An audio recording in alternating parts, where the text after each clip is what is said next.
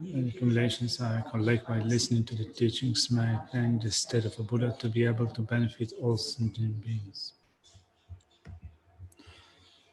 All right, good afternoon. I apologize for not switching on the sound earlier.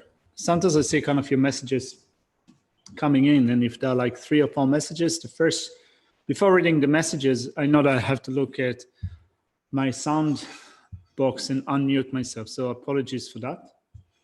All right, let's get stuck into it. So I have a few things on the plate for today.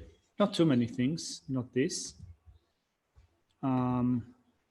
Let's begin with what I wanted to do is we started today the way to train in the ethics of working for the benefit of sentient beings. I wanted to just have a quick look at the 3 types of ethics, just to maybe summarize, to make a mental summary of the nature of each one of the ethics to know what we need to train ourselves at. And then, thank you, to look at conduct that gathers others without sullying, polluting oneself with wrongdoing. So how to give away. We spoke about giving away our body, then gathering through the Dhamma. And we started today with looking, did we start with looking after the mind? Can't remember. Yeah, we started with kind of the first half of verse 91, I think, but we haven't really covered these sections. So, first thing first. So, the 3 types of generosity that we train it. If you were to summarize the first, just the nature, the essence of ethics of restraint, what would that be? Zip the lip and sit on the hand. Sorry? Zip the lip and sit on the hand. Zip the lip and sit on the hand. Yeah. Close the chatterbox. Restrained. More? Ethics of restraint. Like, what would be the essence of ethic of restraint? So you said restraint? Yeah.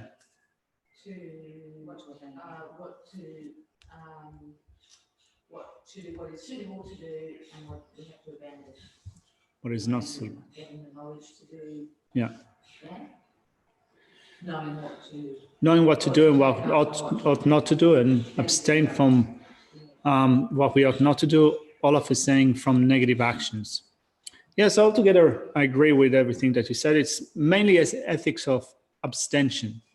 So it is a mind that abstains from harm and the basis of that harm. That's the main thing. I mean, here we're having like a free-flowing conversation. It's not that we are coming up now with precise definitions, but the main point in ethics of restraint is abstaining from wrongdoings. Even more so, when you look at Lama Tsongkhapa's explanation in the Lamrim Chenmo, it says that the principal aspect of ethics of restraint is restraining from natural misdeeds, which means, first and foremost, the 10 non-virtues, which are things that are negative by nature, natural misdeeds. So, of course, often we speak about ethics of restraint with respect to vows that we have. But abstaining from natural misdeeds is also something that is common to all the vows that we have. Definitely common to the Bodhisattva vows. Definitely common to the Pratimoksha vows. So that's how Lama Tsongkhapa summarizes it. So in short, it's an attitude of abstention from harm and the best of that harm. The principal aspect is natural misdeeds, such as the 10 non-virtues. And also, of course, we need to guard our vows. So we need also to abstain from formulated ethics. That's ethics of restraint. Now, we also covered ethics of gathering virtuous dhammas. So if you were to describe the essence or the nature of ethics of gathering virtuous dhammas, how would you do that?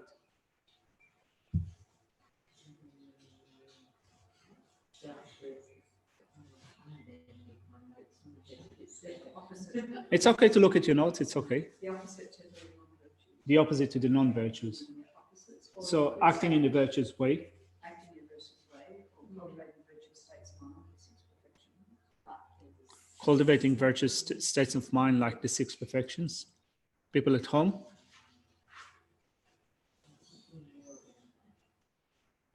Gathering virtuous actions. Yeah, that's the type of ethics. Ethics of gathering virtuous actions.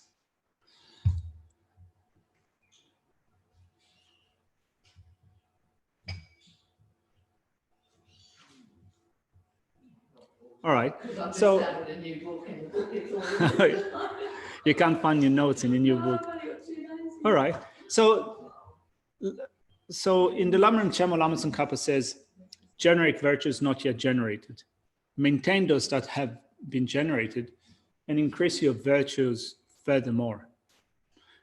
Obviously saying no attachment to the body, eliminating the main obstacle for this for ethics is not becoming attached to the body. But also when we keep in mind how Lama Tsongkhapa described that, it's like, and also the way that many of you have described that, being virtues, developing virtues that we haven't done so far, increasing the ones that we have.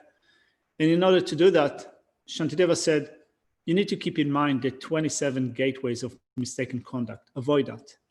Avoid 27 gateways of mistaken conduct and develop those 9 aspects of virtue.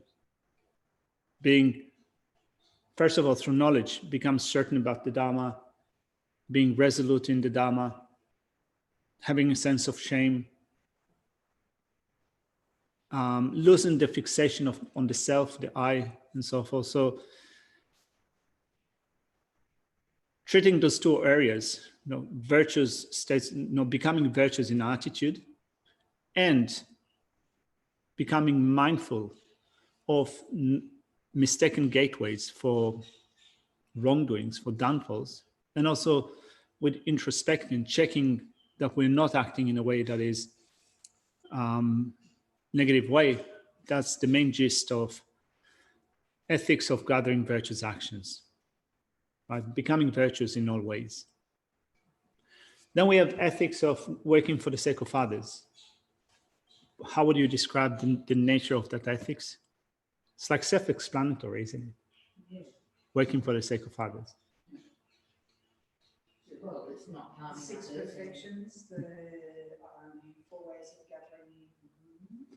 Yeah, 6 perfections, the 4 ways of gathering. So it seems that the 4 ways of gathering are emphasized, Do more to others. yeah, in our attitude to others. Graham says, smiling and employing gentle and virtuous speech. That's when we take care of others. Yeah. You have a big smile, Graham, though I don't see your image now on the screen. Kind of, I have a mental image. Then now I have. You need to unmute yourself. Tennis, and I'm tired and very hot. It's 30 degrees down here in Sydney. Wow, it's like summer. Yeah. Well, it's also hot and muggy here. It's like a cruel summer. Yeah, it's pretty early, isn't it, for summer? It's supposed to be just another month of spring. Oh, not, yeah. Yeah. So, That's a 6 climate change. so just to add one more bit about ethics in working for the sake of others, for the benefit of sentient beings. So devoting oneself to the welfare of others, as we said, through practicing the 6 perfections, the 4 ways of gathering disciples, but also one thing that Lama Tsongkhapa emphasizes here is through not incurring faults, which means doing the right thing without incurring faults. And this is also how Lama Tsongkhapa summarizes that in his Lamrim Chemo. So sharing food and clothing, taking care of others, but also doing it in a way that is right, which means that also we need to become learned about not only the basic guidelines, but also the specifics, when we should give away and when we should not give away. What is the proper way of giving? What is the improper way of giving? So we can practice generosity in general. We can have ethical discipline in general, but it seems that here the emphasis on ethics in working for the sake of others, which means that it's combining ethics, the right way of doing something, together with working for the sake of sentient beings. It's like working for their end, but in the right way, not in the wrong way, without you incurring fault and without causing others to incur fault. So that would be combining ethics and working for the sake of others. So all of saying that 16 degrees in southwest, it seems that that's the right place to be at the moment. Yeah. Yeah. Well, yeah, that's not too bad. Yeah.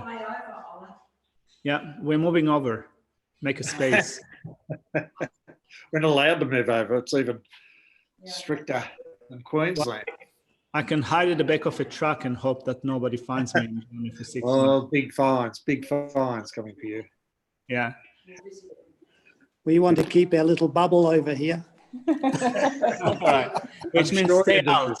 Stay out. Stay out. All right. For the sake of all sentient beings, I'll stay out.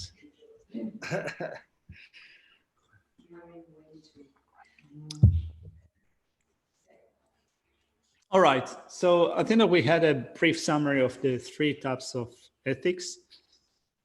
Now what I wanted to do is to look at these verses and shed some more light on giving, and also giving, giving in general, and particularly giving of one's body, and also giving Dharma teachings and so on, giving an advice, Dharma teaching. Let's look at verse 84. I think that we have mentioned that yesterday, but it's good to just recap. When these are well understood, I should always strive for the welfare of others. The far-seeing, compassionate ones have allowed those that were forbidden, which means, as we said yesterday, there are two aspects, so 2 points that you can make with respect to the far-seeing, compassionate ones have allowed.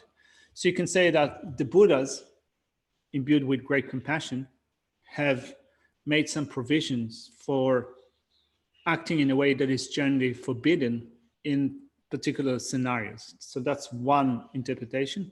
The second interpretation is that when you yourself reach a certain level of development in which you have developed compassion for others, great compassion, then you go to the point in which you are allowed to do things that are in general that are prohibited, which means that, for example, now we have that common story that we've used a few times during our study about that evil guy on the ship killing 499 other people. So you can say that on one hand, the Buddha has permitted such activity. That's one explanation. But they still have to wear the actions of doing that. You have to be prepared to go to jail. Mm. Yeah, they still, even though the Bodhisattva has been given the permission by the Buddha to do that, he still has to wear the karma. Yeah, you still have to wear the karma photo, which means that you need to get to a certain level of having developed compassion in which you would be more concerned about the welfare of others than your own welfare. And you have to see that welfare was greater. Yeah. As well. Like Yeah. Than the detrimental, like how we viewed by others. Yeah. You need to have a lot of skillful means to decide what's the right course of action. Long period of karma and So, we've spoken about that. Let's look at the next section: conduct that gathers others without wrongdoing. So, just actually before we get to that, just to mention, we just had a discussion about the 3 types of ethics. So I also included that in our tutorial notes, which I will send out tonight, just for you to have this summary. So ethics of restraint, abstaining from harm on the basis of that harm. Jetsun Kappa says in Ramrin Chemo that the principal aspect of restraint is abstaining from natural misdeeds. Needless to say that you should avoid formulated misdeeds as well, according to the level of vows that you have taken. Then ethics of gathering virtuous Dhamma, adopting virtuous conduct, abstaining from the 27 gateways of mistaken conduct and developing 9 virtuous qualities. And Jetsun Kappa in Islam and Chemo says, gathering virtues not yet generated, or generating virtues not yet generated, maintaining and increasing them further. Ethics of working for the sake of others, accomplishing the welfare of others in this life, in future lives, in a suitable manner without wrongdoings, without incurring faults. So let's move on with, sorry, not this again. Let's move on with this. So gathering through material generosity. So the difference between giving and not giving food and clothing, not causing harm to the body for the sake of minor actions, and explaining the time and need for practicing the giving of body. Now, what I wanted to do is to work my way up, to start with verse 87, then to look at 86 and 85. If you don't mind, this is how I will do it. So first off, let's look at verse 87. Those whose attitude of compassion is impure should not give the body away. No matter what, both in this and future lives, they should give it as causes for fulfilling the great purpose. Right? So it's working for the sake of others in this and future lifetimes, but with certain stipulation in place. So those whose attitude of compassion is impure should not give their body away. Do you remember what Geshe said today with respect to when will compassion will be pure? At which stage of the path do we have pure compassion? Uncontrived. Christine says uncontrived compassion. Spot on, correct. So when you get to the point in which you have uncontrived compassion, then you can give away your body.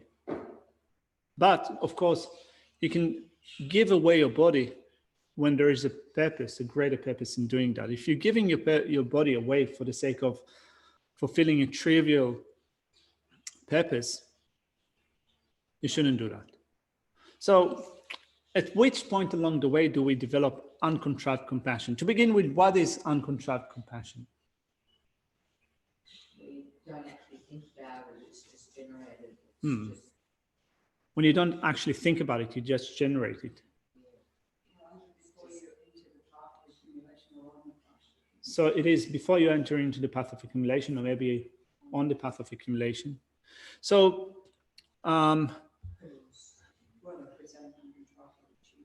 that's with uncontrived bodhicitta. So let's start with what Yeshe said. Whenever I about to say Yeshe, one more kind of is trying to get out of my mouth. You have like, my mouth has this greater conflict between Wangmo and Yeshe. Whatever. Anyway, so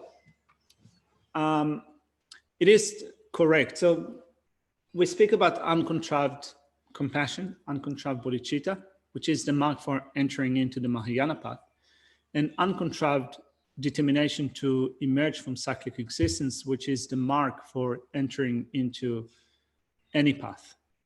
Particularly when you consider the Hinayana path, this is the mark of entering into the Hinayana path. So uncontrived means that a gross effort is not required. Subtle effort is still required, but not gross. Now, if you wonder what is gross effort that is required in order to generate compassion, gross effort that is required for bodhicitta, for renunciation, gross means that you need to think about it.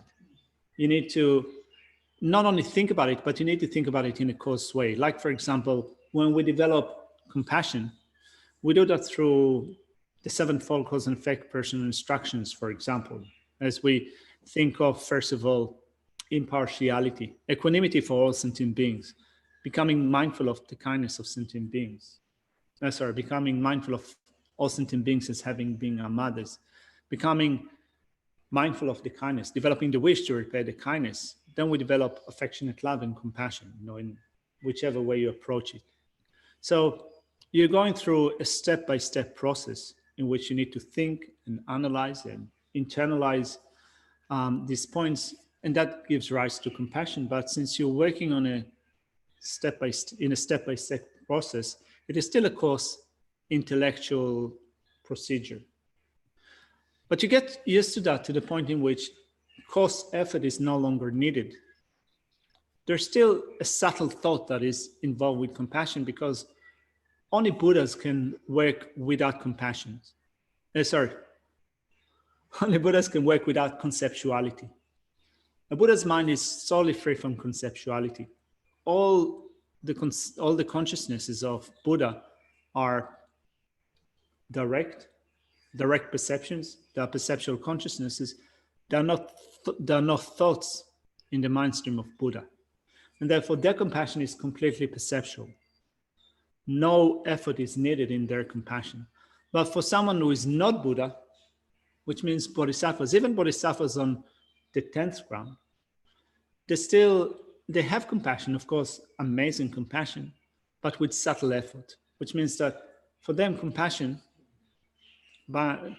is still, to some degree, is a conceptual consciousness. You can say probably very subtle conception, but it's not like a Buddha. So Graham says, could we think of uncontrolled compassion as Nike compassion? We just do it. Yeah, just without child labor, I'd say. That's a good one. I Without like that. child labor. So uncontrived compassion would be to the point in which you've meditated to such a great extent in which compassion becomes like a second nature of yours. No, it's like there's still a thought of compassion. It's likely that when you encounter another living being, you become aware of the misery, of the anguish. You still have that conceptual thought. May they be free from suffering. It would be like overflowing compassion, but a course effort will no longer be needed. But also with great compassion, keep in mind that it is extended to all sentient beings without exception, even those that are currently seem to you to be in an excellent situation. So, when you think of, for example, if you imagine people sitting in an amazing beach spot in New Zealand, watching the horizon, seeing the sunset, the weather is perfect, food is perfect, environment is perfect, no snakes, no poisonous things, a little bit of sand flies, which are a bit of nuisance. But if you think of people in that situation, your compassion to them should be just, you'd say, the same type of compassion that you would have to someone that is still suffering from a certain acute pain, in a sense that you should wish for them to be free from a samsaric situation, pervasive suffering of conditionality. So when you have that in an uncontrived way, that's uncontrived compassion. At that point, you can give away your body to others. Sorry? I said, way to go. Yeah, way to go. Yeah. Hold your horses. Don't give it away now. I mean, of course, you have different scenarios in which people show great bravery and also great sacrifice. I mean, particularly when you think about it in terms of people that participated in wars and combats, and they've sacrificed themselves, to save their friends and so forth, or people in other areas, like for example doctors, or you hear about doctors that work in corona wards. Some of them get infected. Some of them even die. So you can also consider that to be a great token of compassion. And still, when you look at that from the point of view of a spiritual practice, a Dhamma practice, and you're considering giving away your own body in order to fulfill the religious aims, the religious purpose of someone else, you need to have uncontrived compassion in order to do that.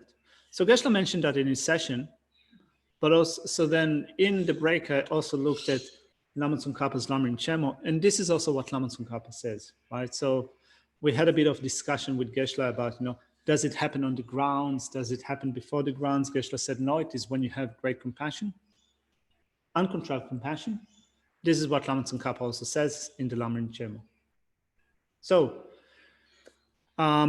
Jason says, would you, though, as opposed to using it to become enlightened faster? So then, would you, though, would you give your body away? Wouldn't you, are you supposed to be using it to become enlightened?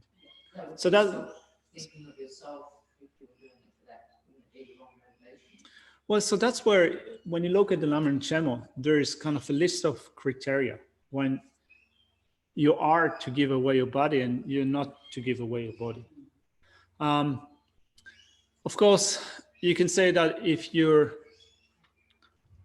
reach a certain level of development, let's say that you're already in the path of accumulation, your compassion would be so amazing that you will be inclined to do it.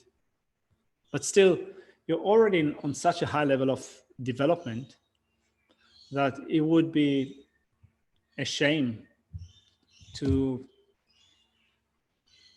give away this working basis, the body, that you can use in order to become enlightened. So what is said that don't give it for trivial purposes, only if it serves a great purpose. Well, I'm just thinking, if you're at that level anyway, would you be thinking of yourself, oh, now I can do this? I don't think you would. You would if it's bad, because we were talking If it's about not going to benefit, because aren't you supposed to sort of be to benefit others Long anyway? term. Like, yeah, in the big picture of things, not to I guess we we were were just not quite there yet. raising the thing of bits of your body. So some of the discussion was around organ donation and the fact that if you had at the time of death, if you, let's say, had the familiarity and the confidence that you had control over the death process, then you would do that so that you could be in the clear light of death and sort of do realization of emptiness or whatever practices in the clear light of death if you have the confidence. Yeah. I mean, someone like me, for example,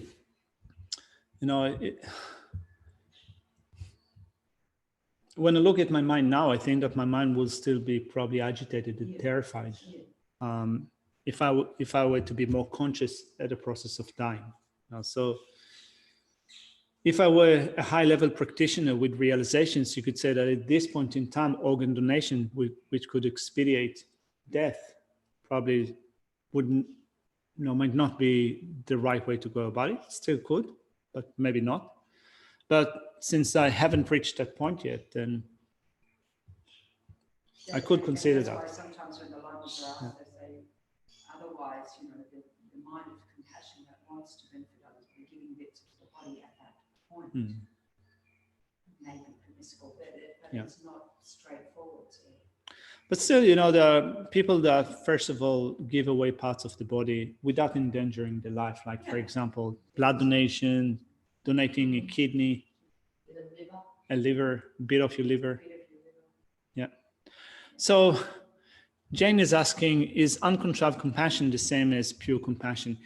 I would say yes. In most contexts, I'd say yes, particularly when we look at this verse that says, verse 87, those whose attitude of compassion is impure, so we're contrasting impure with pure, then pure compassion is taken to be uncontrived compassion. So when will it occur? I think that, as you said, it will occur before the path, before entering the path of accumulation. So why am I saying that uncontrived compassion will occur before entering the path of accumulation. The mark for entering into the path of accumulation is uncontrived bodhicitta. If you have uncontrived bodhicitta, you're, for the first, if you've generated it for the first time, this is when you enter into the Mahayana path of accumulation. So that necessitates the cause of uncontrived bodhicitta, compassion or great compassion, even you can say uncontrived great compassion, to be present before you enter into the path of accumulation, before you generate uncontrived renunciation. The cause must be present before the result, right? Compassion is the cause for bodhicitta. But also, when you look at the topic of Buddha nature, in Maitreya's text, he speaks about awakening your Mahayana lineage. Not only in Maitreya's text, but also when you look at in a more specific way, Maitreya's ornament for clear realization, where in the first chapter, I think that it comes under the topic of instructions, or Mahayana instructions. Then you have different topics. You have the 4 truths, the 3 jewels, then you have the lineage, which is Buddha nature. There's an explanation of when you awaken that Mahayana lineage. It is said that it is awakened through great compassion. So in order to enter the Mahayana path, first off, you need to awaken your Mahayana lineage, your Mahayana potential. And that is said to be through the generation of great compassion. But when we say great compassion, what we mean is great uncontrived compassion. So while we're speaking about it, let's just regroup. We're saying that those whose attitude of compassion is impure should not give their body away, which means before you have uncontrived compassion, you're not permitted to give your body away. And of course, this is explained as giving your body away as a token of Dhamma practice, practicing generosity. Because you could gain much more on the basis of the body. Yeah. Through your Dhamma practice. Well, not only that, but it says that if you give it, if you give your body away before you reach uncontrived great compassion, it is possible that you will incur despair. Problems will arise, difficulties will arise, and then you will despair, or you will regret doing that, which will bring about the destruction of a lot of merit that you have created before. That's why it is. I always think about when people, all the self-immolations. I mean, what do I know where the minds of those beings are? You've got to think that's pretty intense. Self-immolation, like in Tibetan society or in other society. I mean, it's hard, it's hard to say, kind of, when we look at 21st century that has, a century, so many wrongdoings. 20th century, the 21st century, we have so many people that have sacrificed themselves, but and it's, when you look at Tibetan society in general, particularly in the last decade, in which they had so many cases of self-immolation, it's terrible, completely terrible. And I think that in Tibetan society, they're viewed as almost like martyrs. It is kind of, when you think of how painful it is to self-immolate yourself. Yeah. So you can say that, of course, this is an act of bravery, but actually, when you look at some of this, social and political background of those cases, you see how actually there's also a great despair that's involved in those situations. So it's not just kind of, it seems that, and again, it's not that I know those people, it's not that I know those people, directly. It's not that I've been in that situation, but it seems kind of that it's not just a matter of, I'm doing that for the sake of all sentient beings. Also, it's a state of despair. Your mind is probably not totally clear. Anyway, It's really kind of sad and unfortunate. So, so the prohibition of doing it before you have great compassion is the danger of despairing, but also regretting that action. So the next question is, do you necessarily feel pain? You have developed great compassion, uncontrived compassion. When you're at the point of being able to give your body, like you said, that isn't something like inconsequential as a leaf falling off a tree or something, so you don't, but you have no attachment to the body. You have no attachment to the body. It is as inconsequential as the falling of a leaf from a tree or giving away a piece of vegetable, sometimes they say. But you still experience physical or mental suffering. What do you think? Physical. Physical?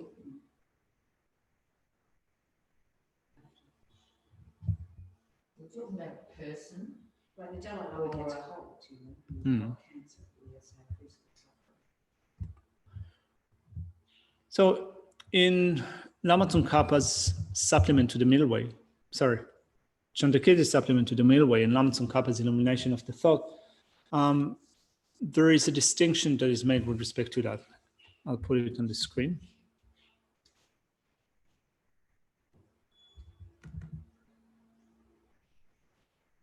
All right, so in the 15th verse, in the first chapter from the supplement to the Middle Way, it says, though through his own suffering in cutting and giving away his body, he says with knowledge others' pain, inhales and so forth, and strives quickly to eliminate this suffering. So then, following that in Lama Tsongkhapa's illumination of the thought, there is a section that eliminates doubts and qualms with respect to giving away one's body. Is physical suffering experienced by bodhisattvas who give away external and internal phenomena were said to generate wonderful happiness from giving? So the answer is bodhisattva who has attained a ground, which means the one that has reached the path of seeing. From the path of seeing onward, they have a perceptual realization of emptiness. At this point, the abode of the body changes and they attain a mental body, a body in the nature of mind. Since they attain a body in the nature of mind from the first ground, from the path of seeing, it says, they do not experience physical suffering. It is like a mindless thing being cut. If the body does not suffer, needless to say that the mind does not suffer. So from the first ground onwards, they don't have physical and mental suffering in giving away the body. Okay, so it's a distinction between the physical ailment and the suffering. The suffering is actually mental. Well, from the first ground, they have neither physical suffering nor mental suffering. Then, before attaining the ground, if there is no attachment to the body and resources, physical suffering does arise. I mean, in a sense that if you cut your body, pieces of your body, you will have physical pain, but it causes the bodhisattva to get more involved in the welfare of sentient beings. As it says here, this strive quickly. He sees with knowledge others' pain, inhales and so forth, and strives quickly to eliminate this suffering. So, first of all, we've made, I think, some distinctions with respect to verse 87. Those whose attitude of compassion is impure should not give their body away. No matter what, both in this and future lives, they should give it as causes for fulfilling the great purpose, right? So if there is a great purpose, the aims of others, fulfilling a great purpose, they should give it away. Geshe mentioned a verse that is taken from the third, let's look at that, from the third mind generation, from the third chapter of the supplement to the Middle Way, and that's the second verse. Let's look at that.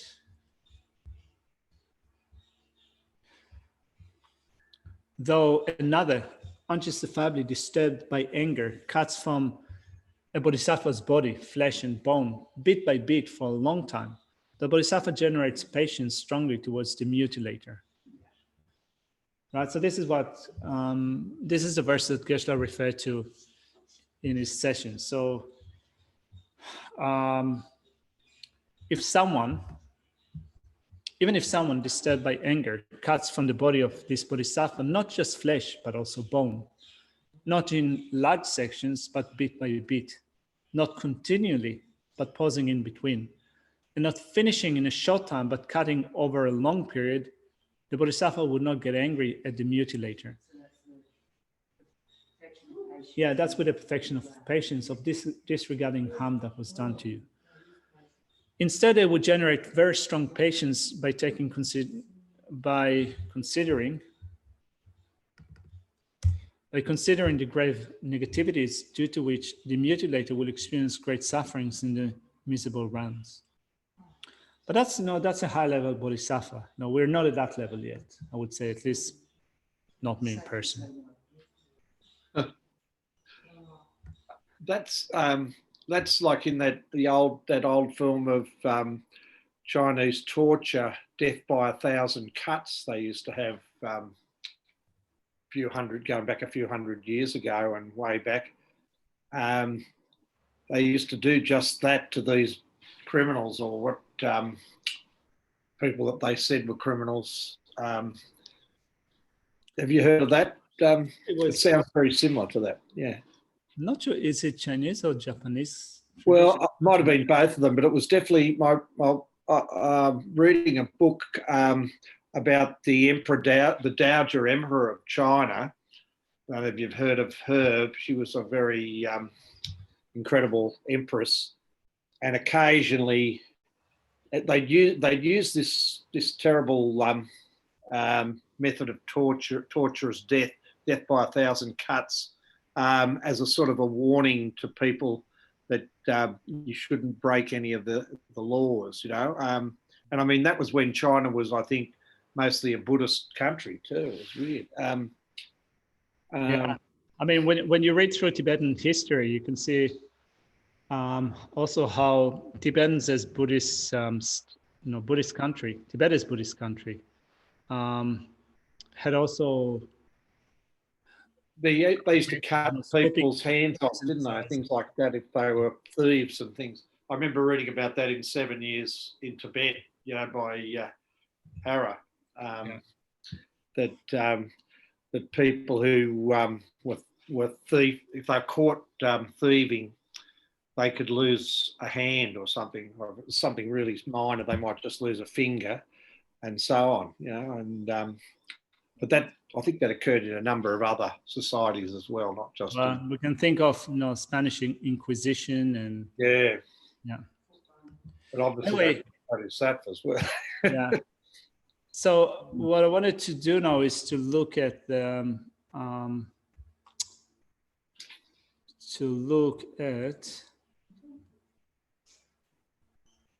where is it? Just a second. I'm looking at the outline. Could you point me out? Oh, maybe it's up. No, it's not. Just a second. Maybe I closed it. No, it's here. All right. So what I wanted to do now is to go up to not causing harm to the body for the sake of minor actions, and the difference between giving and not giving food and clothing. Let's do them together, because what I thought of doing was, now remember that yesterday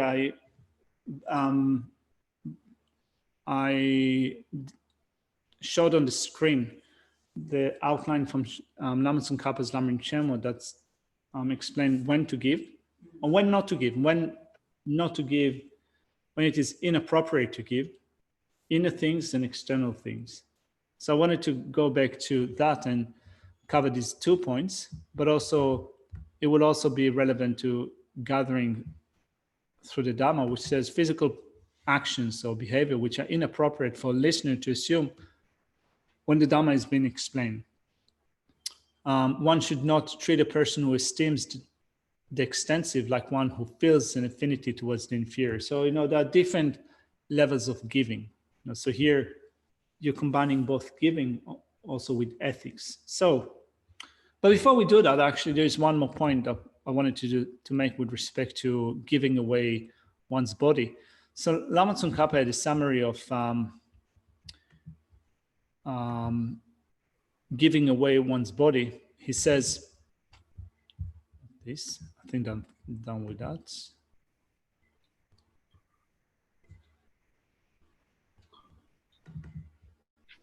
So it says, this is also something that I put in a class note. So the way of giving your body would be either sectioning out your limbs and so forth, cutting bits of your body, donating them to others, or for certain purposes, or giving yourself over temporarily into someone else's power in order to bring about their Dharma aims.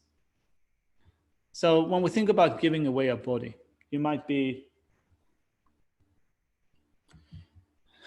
sometimes when I think about it, I hear, or I've had stories about people that were sent by the lamas to do things that they really didn't like. Like, for example, I think that I've had Rubina speaking about the time in which she was appointed to be somewhere in the US, maybe the editor of the Mandala magazine, and she said that she just hated it. Maybe I got some of the bits of the story wrong, but kind of it was like something that she was not looking forward to. She was not working with people that she wanted to work with. Yeah.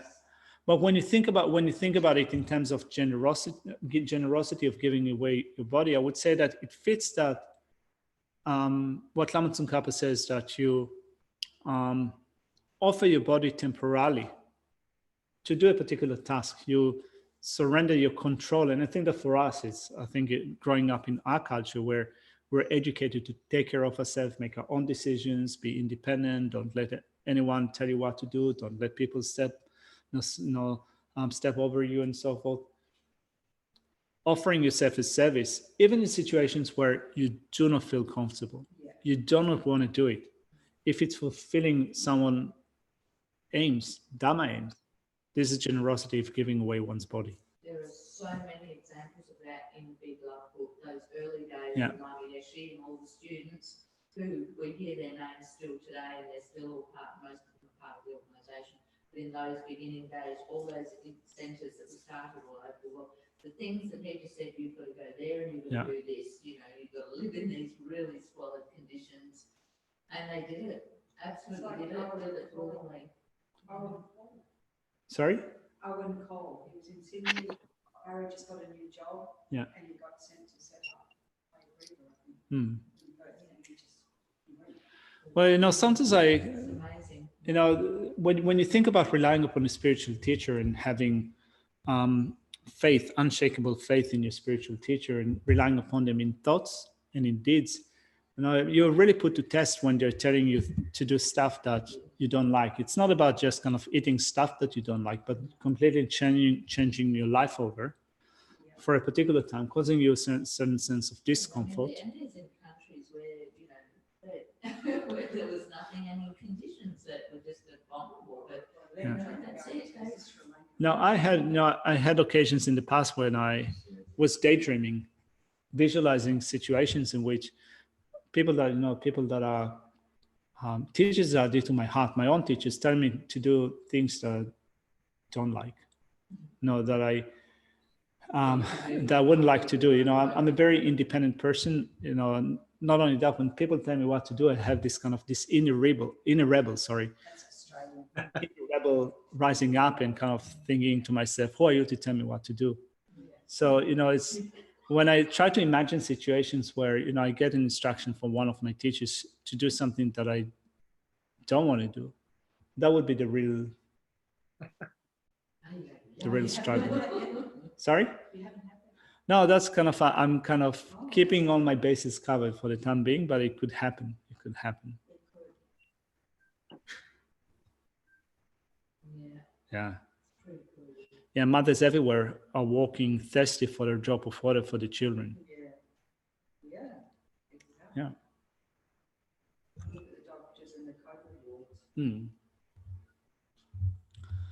No, so we have different examples of people that take care of others.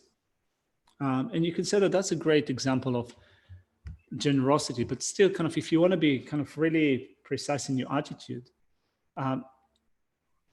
or if you want to incorporate that into a spiritual practice, then, you can if you are working in a medical profession, if you're a mother finding yourself in this situation where you walking thirsty for a drop of water for your children, for it to become a spiritual practice and Mahayana practice, then you need also to make sure that the right motivation is there, great compassion is there, not only for a certain patient, not only for your family member, it's extended equally for all. That would be such a great practice of giving away. So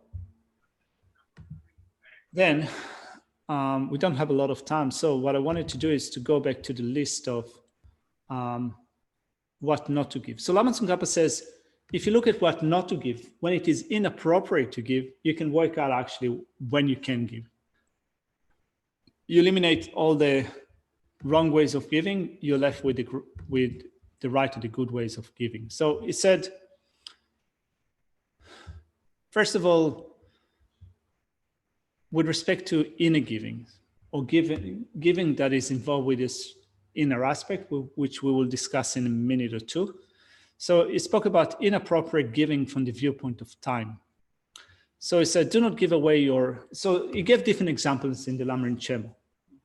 Do not give away your body before you have developed great compassion. Or as we said now, uncontrived great compassion. Also, he says, otherwise you might despair and or regret it and thereby destroy your merit. Then inappropriate giving from the viewpoint of purpose. Do not give away your body for a trifling purpose or for engaging in wrongdoings, right? So that actually kind of, when I was reading through that, I remember that I have a friend who had been working in the mine system for, let's say, 5 or 10 years, doing computer work. And, he really wanted to be generous in his attitude. So, he sometimes also created things for free for the mining system.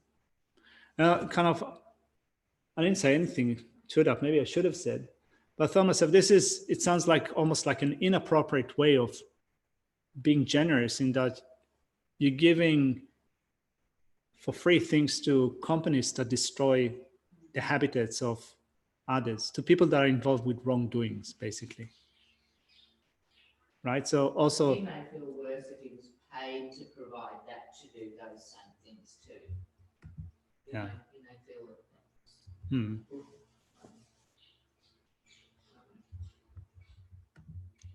So then, yeah. It's all ethics, isn't it? When you're doing that stuff.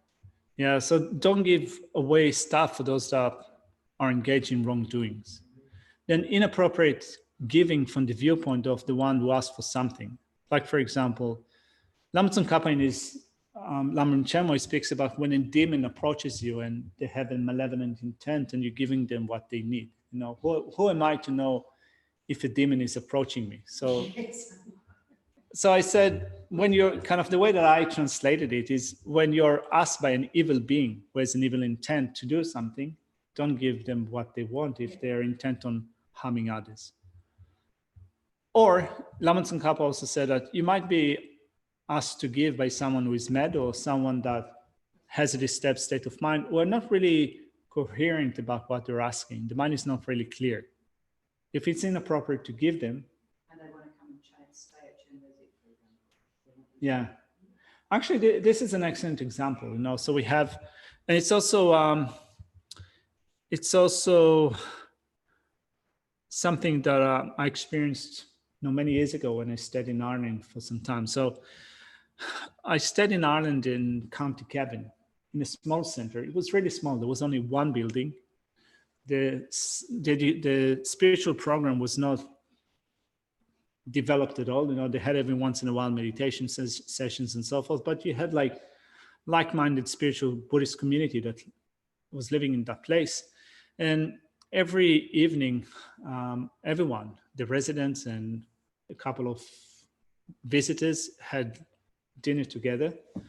And I've noticed after a few weeks that I I think that most of the guests that we had, at least when I say most, more than half of the guests that we have, were people that have had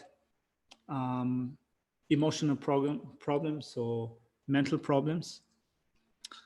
And then kind of, I thought about it when, in terms of, sometimes it's not actually, for them, it's not always providing the right service or framework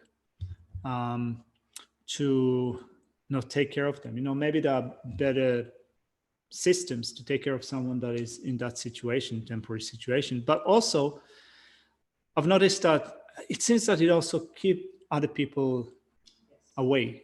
In some sense, if you have, you come new to a center, you have many, you want to discover methods about taking care of your mind. You're completely new to that system, but then you find out that many of the people around you are people that have emotional problems, mental problems, and so forth. I think that it keeps people away. So often you have to find a fine balance. How you care, you can care for some people, give them the right directions, point them out to professionals that can take care of them, but also admit where you can't help people. Like, for example, sometimes I think along the years that I've been here, I came across personally with people that have emotional problems or mental problems, people that are asking for advice. And most of the time, I don't know what to say, in a sense. I'm not knowledgeable at all about mental health. I know about mental health from a Buddhist perspective, how to do mind training practices, but often you need a really balanced mind, really balanced life in order to be able to put it into practice. So if someone needs that type of help, sometimes it's good to point them out to a professional, someone that has the skills to do it. So why am I saying that? It is said, inappropriate giving from the viewpoint of the one who asks for something. If you're, as Lama Tsongkhapa said, if you're asked by a mad person or someone that has a disturbed mind and so forth, it might be inappropriate to give them what they ask. Then with outer things, let's just maybe cover a couple of points quickly. So you have inappropriate giving from the viewpoint of time. For example, giving an afternoon meal to someone who has taken a one-day vow. And Lama Tsongkhapa says, or a monastic, which caused a bit of discomfort in my mind, because many of us in the Tibetan Buddhist tradition have food after lunch. Geshe-la's emphasizing not. Have you noticed? Sorry? Geshe-la's brought it up a few times about not eating. Yeah. in that evening. Just saying.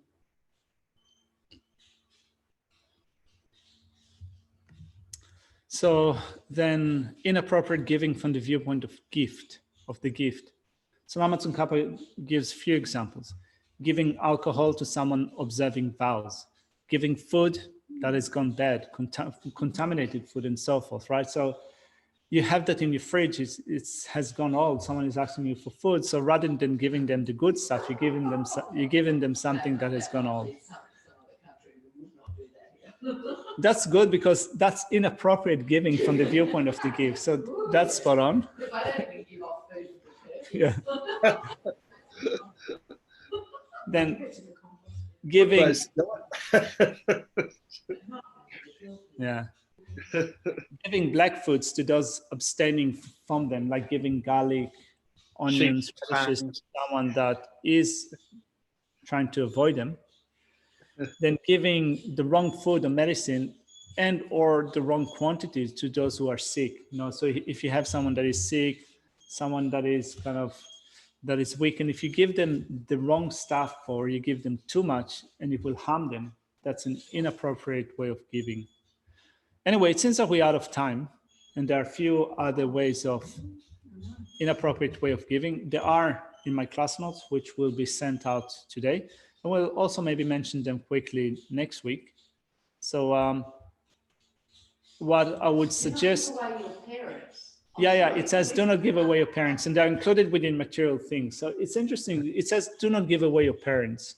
Also, do not give away others, in a sense that someone might be asking you for a slave or a servant, and Lama Tsongkhapa says, do not give them away. if they do not want to be given away. I mean, we are not in that position, right? But when you think of time of old, where, for example, well, parents used to give the kids as servants, at time of need, when they, it still happens now when it kind of in. Yeah, it still happens in India. India, some places, doesn't it? Places like that. But also one interesting comment that Laman Tsongkhapa made is that also do not give away someone that is used to comfortable conditions and put them in a situation when they're not used to those comfortable conditions. Like, if you have, it says like if you have a wife or a spouse that are really used to comfortable conditions, don't give them away. Oh, God. Yeah. Try to practice that during the weekend. Yeah, that happens often. All right, let's dedicate the virtue.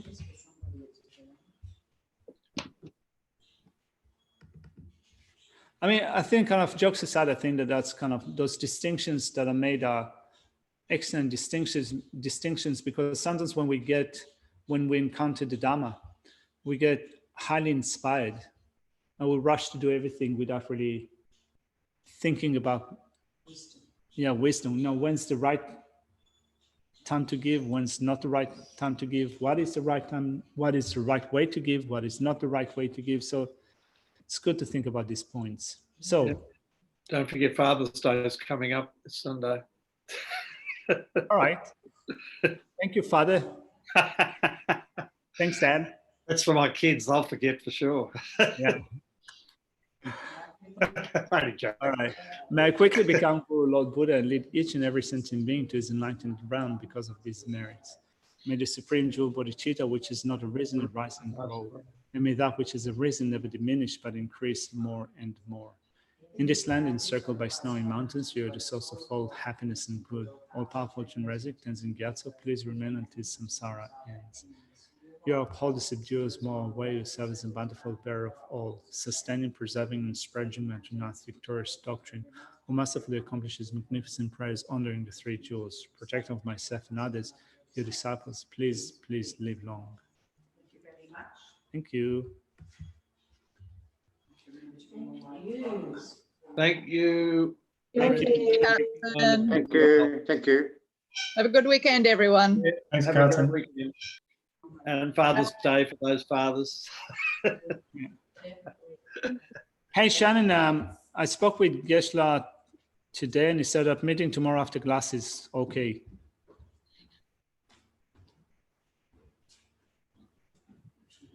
If you're here. Anyway.